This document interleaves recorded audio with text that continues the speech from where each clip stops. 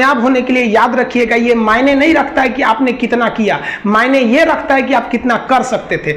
जब लंका में पुल बनाया जा रहा था पत्थरों को जोड़ जोड़कर सीता माँ को लाने के लिए, तो बंदरों के साथ साथ गिलहरियां भी वहां पत्थर भर रही थी। तो इन सब से कितना पत्थर ही उठेगा। एक बंदर आया तो उठा के फेंक दिया गिलहरी को, भाग यहाँ से, तो इतनी पत्थर बीच में ला रही है। तो मर्यादा पुरुषोत्तम राम के पास वो जाके गिलहरी गिरी, तो गिलहरी को वो प्यार से सहलाए थे ना, तो ऐसा कहा जाता है कि इस पे जो निशान है गिलहरी के पीठ पे वो राम जी का है। राम जी ने उस बंदर को बुलाया और कहा कि देखो तुम इतना विशाल पत्थर उठा रहे हो तो तुम्हारा शरीर भी विशाल है, ये गिलहरी इतना बड़ा पत्थर उठा रही है जितना इसकी क्षमता है। तो आप अगर कामयाब होना चाहते हैं तो आप ये मत सोचिए कि आप हमने आज 8 घंटे पढ़ लिए या 8 घंटा मेहनत किए, आप ये सोचिए कि आप कितना कर सकते थे। और देखिए जो सपने देखते हैं उनके लिए तो पूरी रात छोटी पड़ जाती है, और सपने पूरे करने वाले के लिए पूरा दिन छोटा पड़ जाता है। अगर आपके अंदर जिम्मेदारी है ना, तो आप यकीन मानिए आप चैन से सो नहीं पाएंगे।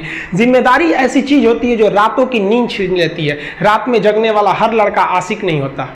आप सबकी जिंदगी में कुछ कठिनाइयां आएंगी, ठोकरें लगेंगे, लेकिन ठोकर खा के संभलना भी जरूरी है। ठोकरें खाकर भी ना संभला तो ये तो मुसाफिर का नसीब। राह के पत्थर तो अपना फर्ज अदा कर चुके हैं, और कभी भी मुश्किलों से घबराइएगा नहीं। कोको कोला कंपनी जब स्थापना हुई थी तो 1 साल में केवल इसके 25 बोतल बिके थे।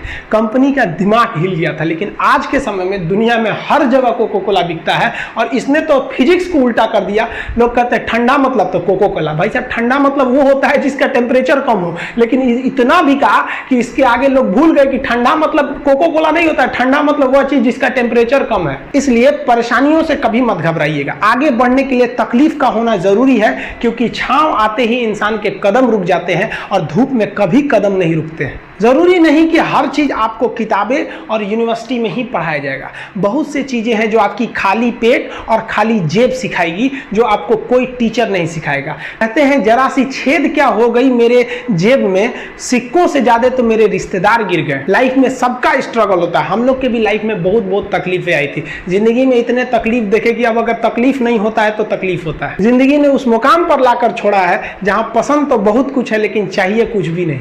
लोग कहते हैं कि खाली हाथ आए थे खाली हाथ जाओगे, गलत बोलते हैं।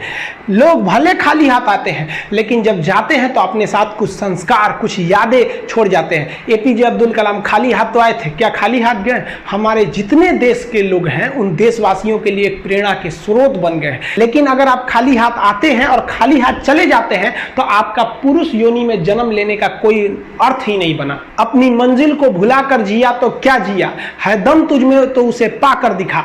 लिख दे खून से अपनी कामयाबी की कहानी और बोल उस किस्मत को कि है दम तो मिटा के दिखा। इसलिए कभी किस्मत को मत कोसिएगा, अपने हौसले से अपनी कहानी लिखिएगा। पसीने की स्याही से जो लिखते हैं अपने हौसले के इरादे, उनके मुकद्दर के पन्ने कभी कोरे नहीं होते।